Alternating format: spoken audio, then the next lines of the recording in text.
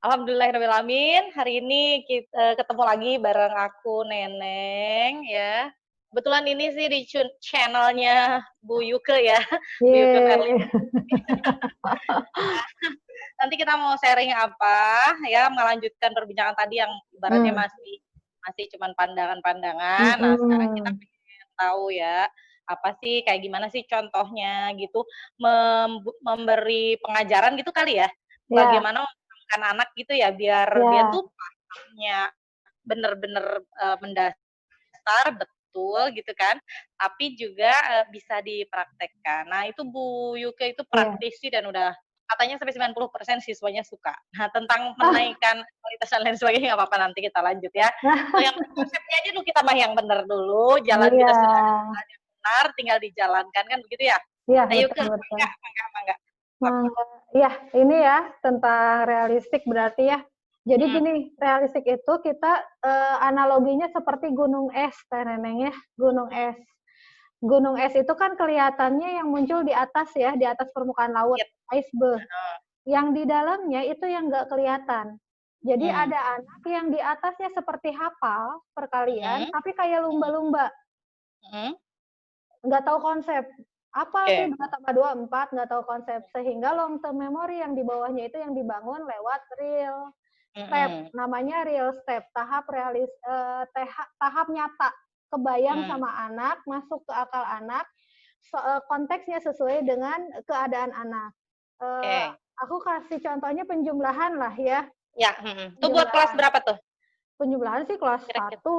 Jadi Kelas satu ya? memang jadi Mhm, gini, penjumlahan itu dibutuhkan kenapa? Karena memang kita akan kesulitan berhitung kalau mhm, bendanya banyak sekali, mmm, gitu kan. oke, Jadi mhm dulu mhm itu mhm, yang namanya benda itu bisa dihitung sama jari kan, sebelum oke, mengenal namanya bilangan. 10, Ini berarti satu, ini dua, ini heeh, tiga, kalau 10 segini gitu kan. iya. Makanya angka Kalau Romawi lebih itu berarti pakai pakai kaki, kalau kaki. lebih lagi kan susah ya Nah, pinjam sesep gitu ya, oke Nah, oke. dikasih dulu konteks. Nih, kalau misalnya apa ya, medianya mau pakai kacang ijo misalnya, anak Mhm ngitung gampang. Sekarang kalau mhm kacang ijonya ada apa, yang di tangan kanannya ada 6, misalnya di tangan mhm kirinya ada 7, itu kan gampang ya, tinggal hitung mhm satu-satu. mhm. Ada cara cepat sebetulnya penjumlahan itu adalah cara cepat berhitung benda Oke, agar tidak usah ngitung satu-satu.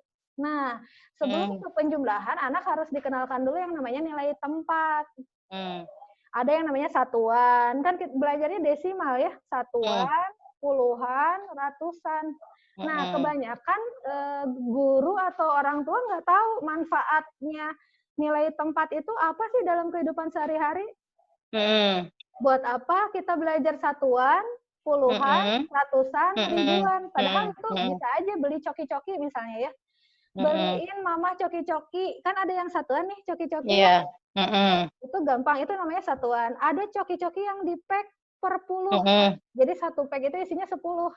Mhm, ada. Nah, yang satu pack yang isinya 10 itu dikumpulin lagi dalam satu dus, itu isinya 100 Mhm. kan. Oke, mhm Nah, itu kan mhm manfaatnya buat jual beli ya. Jadi kalau mhm pedagang warung pasti jualnya eceran, kalau mhm grosir pasti pekan gitu kan, kalau mhm toko mhm dan sebagainya. Anak sudah mulai dikenalkan, makanya perlu mhm adanya strategi menghitung kalau mhm jumlahnya besar dan banyak. Itu mhm. aja dulu. Ya. Jadi kan Mhm penasaran nih. Nah, mhm setelah itu masuk masuk ke tahap pembayangan, Teneng. Jadi mhm itu mhm realnya ya, gampang ya mhm ngitung ada bendanya. mhm Nah sekarang mhm kalau coki-cokinya misalnya ada sederet banyak gitu ya, mhm mhm gimana cara menghitungnya? Atau mhm di mhm toko A coki-cokinya ada 8, di toko B ada 7, di toko C gitu ya, berarti berapa jumlah mhm semuanya gitu kan, itu harus mhm dihitung. mhm Nah, mhm itu ada strateginya. Nah, di mhm strategi ini macam-macam Teh, tiap anak mhm. beda-beda. Ada yang Oh gitu? senang menghitung manual. Oke. Jadi nggak Tapi bisa nggak bisa 8 tambah 7 anak bisa langsung otomatis, nggak bisa. Jadi di situ mhm yang disebut fantasi step, step mhm fantasi, membangun mhm fantasi masuk ke semi abstrak, mau ke abstrak gitu. mhm Jadi itu Hmm. justru kerja keras kita itu membangun fantasi di situ yang susah. Oke. Hmm. Gitu. Hmm. Nah, kenapa susah? Karena gaya belajar anak beda-beda, Teh. Iya. Anak visual itu bisa nulis Hmm. kan, Hmm. ngotet bisa. Anak auditif nulis pegel. Jadi dia Hmm. bisanya apa? Diskusi. Hmm. Diskusi. Jadi, Hmm. oh yang Tapi ngitungnya bukan berapa nanya ya. Ini bukan nanya. dijumlahin. Enggak, bukan. Jumlahin apa Justru, dikaliin? nah justru hidden core-nya harusnya ada di gurunya.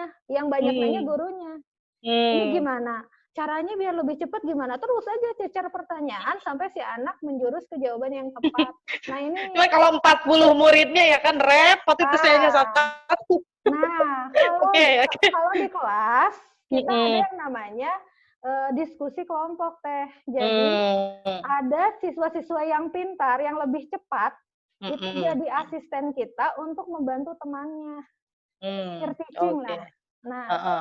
emang kan realistik ini sebetulnya idealnya buat sekolah kan, cuman kalau saya Hmm. dibentuk ke dalam kursus kan, kalau di non Hmm. formal gitu. Tapi dulu waktu ngajar juga kita udah pakai realistik dulu, Teneng, waktu aku PPL dan sebagainya itu kelas Hmm. besar. Tapi kita Hmm. kita ya itu tadi kita harus tahu input anak dulu nih. Ini Hmm. anu logikanya bagus dijadiin leader Hmm. gitu ya. Yang Hmm. memang logikanya misalnya anaknya lebih cerdas musik daripada logik Hmm. gitu ya. Yang susah Hmm. di hafalan itu harus di Hmm. tandem gitu. Jadi Hmm. strategi kelas juga penting di situ. Berarti kan gini, peta-peta itu kan sebetulnya bisa diambil dari misalnya ulangan sebelumnya gitu kan ya? Betul.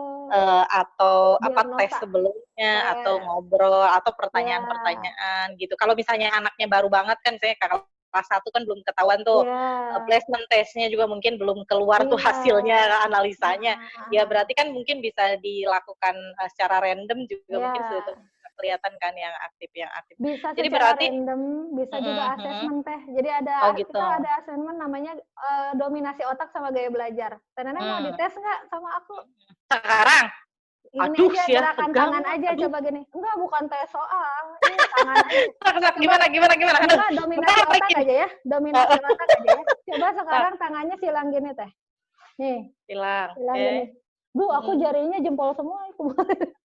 Sama, tenang, sama. Ibu jari kiri, ibu jari kanan yang di atas. Kiri. Kiri ya. Sekarang si dakep. Gini. Dekep dari balem. Dari balem. Tangan kiri atau tangan kanan yang di atas? Kanan. Nah, kiri kanan ya. Kalau aku nih ya, aku pas disilang gini kiri, pas dakep kiri Teh. Jadi konsisten ya? Konsisten kiri, tapi dominasi berpikirnya dominan otak kanan. Oke. Kalau kiri-kiri dominan otak kanan. Anak otak kanan itu nggak bisa disistematikin Teh. Makanya aku waktu di UPI belajar matematika nggak bisa kudu runut caranya itu nggak bisa stres karena dominasinya otak kanan. Kalau yang kanan-kanan tadi kanan, si dakep kanan. Itu dominasinya otak kiri. Tapi kita stres oke halus sih lain tanya gitu bisa. Stres aku mah itu Teh. Makanya aku tertarik dengan realistik matematik karena matematika ini sangat ramah untuk semua jenis gaya belajar anak gitu. Oke. Gitu itu jadi ya, rumah aku. Nah, apa tadi kiri jen kanan? Aku merasa kayak kayak gini nggak suka. Aneh. Sisirangan. Jadi sendal lain pasangan mana atau bareng kumaha teh? Enggak, kalau gitu berarti kecenderungan seimbang. Oh, gitu. Jadi kan dominasi otak itu ada kiri, ada kanan, ada seimbang. Nah, biasanya pantes ya kalau nilai itu nggak masuk nggak pinter-pinter banget itu biasanya kalau nilai. Seimbang, tapi kan? ngerti. Tapi nilai nanti halus pisan. Iya. Gitu. Tapi lulus gitu ya.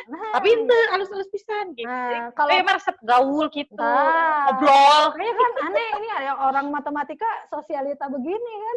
Berarti seimbang. Seimbang. Biasanya saking seimbangnya jadi tekan dia. Matematika yang ada di Indonesia itu adalah mengkirikan semua anak gitu. Semua harus dibikin tertib, teratur. Memang sih harusnya seperti itu. Tapi kan basicnya beda-beda setiap anak. Prosedural ya. Jadi ada anak kan kalau otak kanan tuh otak kreator ya. kreator, inovasi gitu ya, nggak bisa dikasih tahu urutannya kalau nggak 1, 2, 3 nggak boleh lewat, nggak bisa kan. Jadi pendekatan realistik itu justru yang dibangun adalah struktur berpikir anak, makanya guru itu nggak boleh ngejelasin materi. Nggak boleh, harus menstimulusnya lewat guide reinvention atau pertanyaan-pertanyaan gitu. Itu sih Teh. Jadi itu ya dominasinya ke arah sana, bisa dites ke situ, itu ada alat tesnya bukan hanya ginian ya. Dia bisa juga diagnosa kesulitan matematika, ada alat itu. Gitu. Jadi terus gimana, mau dicontohin nggak? Misalnya kayak ada soal lagi nggak yang mau ditampilkan di slide aja kali. Di sini, di Zoom. Nggak apa-apa, sedikit aja terus nanti tutup lagi, nggak apa-apa sebentar gitu. Mana ya? Kok tadi udah ke-delete? Kok di-delete sih? Oh ini ada. Enggak, udah ketutup. Apa ya, soal aja ya, contoh-contohnya ya. Jadi kita itu bikin instrumennya dari TK Teh Neng. Oh dari gitu. TK sampai SMA. Soalnya kalau cakep begitu. Nah, ini kita pakai wawayangan ya. Awalnya kan dari Gunung Es. Kelihatan nggak sih? Kelihatan. Oh, ya, kelihatan. Nah, ini ya fenomenanya Gunung Es ini nih. Dari Gunung Es baru kita bikin, ini mah teori-teorinya lah ya. Jadi kita ini sebenarnya kajiannya banyak sih di pendidikan-pendidikan ya membahas penelitian ini. Nah, tapi saya modifnya ini lewat wawayangan Gunung Indonesia. Jadi misalnya pecahan itu real map-nya ini anak harus dikenalkan, nggak harus bawa pizza, nggak harus bawa apelnya gitu. Tetapi dikenalkan realnya yang masuk ke akal dia, ya, baru dikasih pertanyaan-pertanyaan yang menstimulus si anak supaya bisa menjawab. Oh, ini pembilang, ini penyebut. Gitu. Sederhananya kayak gitu sih Teh. Terus, jadi ini kayak gini ya, kayak gitu. Itu kan bentar yang tadi pizza. Nah itu kan pizza tuh kan berapa bagian ya? Itu yang nomor kotak-kotak itu yang menggambarkan yang mana? Yang gambarin pizza tuh. Oh bukan, ini mah ke tahap fantasi, fantasi. Jadi kalau pizzanya nggak ada, kita pakai kertas aja. Anak sekarang tuh gini loh, ngebagi 2 kertas bisa, tapi kalau ngebagi 3 kertas sama besar itu susah loh Teh. Cobain nggak? Ya emang. Sepertiganya susah itu. Padahal tinggal dibagi kan. Nah, yang kayak gitu susah. Gimana mau hafal konsep? Maksudnya bisa hafal itu bisa terjadi kalau anak udah paham kan dan ntar dulu jadi menarik. Nih misalnya kertas kan, satu kertas dibagi 2 ya. Bagi 2. Kalau sekarang satu kertas yang tadi itu terus jadi 3 berarti si kertas yang udah dibagi 2 tinggal dibagi 3 bagaimana? Enggak, kertas dibagi 2 kan gampang nih, tinggal dilipat gini kan. Kertas dibagi 3 gimana? Kan anak-anak membangun sendiri ya, ngebagi 3 tuh gimana sih? Itu susah loh. Bikin pembagian kayak gini tuh enggak susah loh. SMP loh kemarin kita risetnya. Ini 3 bagian tuh susah. 3 bagian gini tuh susah. Cobain gerak. Ada juga anak yang strateginya beda-beda karena berpikirnya beda-beda ya. Ada yang ngebagi gini. Kan dirimu lagi praktek itu ditutup dulu slide-nya. Oh iya. Kan dirimu lagi kecil. Nggak kelihatan. Nah ini nih. Nah lagi coba lagi. Kan bagi 2. Ya. Bagi 2 gampang. Gini ya.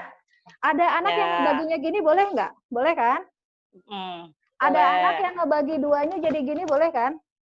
Ya boleh-boleh aja kan, yang penting 2. Ya, itulah konsep realistik. Jadi nggak harus jawabannya sama, gitu ya. Sekarang dibagi 3, itu kebingungan loh anak SMP.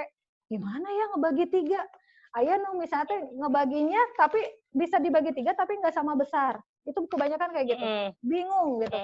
Ada juga yang misalnya kalau yang benar kan misalnya ini diukur dulu 3 bagian gitu kan? 3 bagian, ada yang ngebaginya gini, boleh. Ada yang ngebagi 3-nya kayak gini, boleh nggak? Boleh. Boleh. Itu dari pizza yang tadi real, ke sini, ke yang pemodelannya belum ke angka.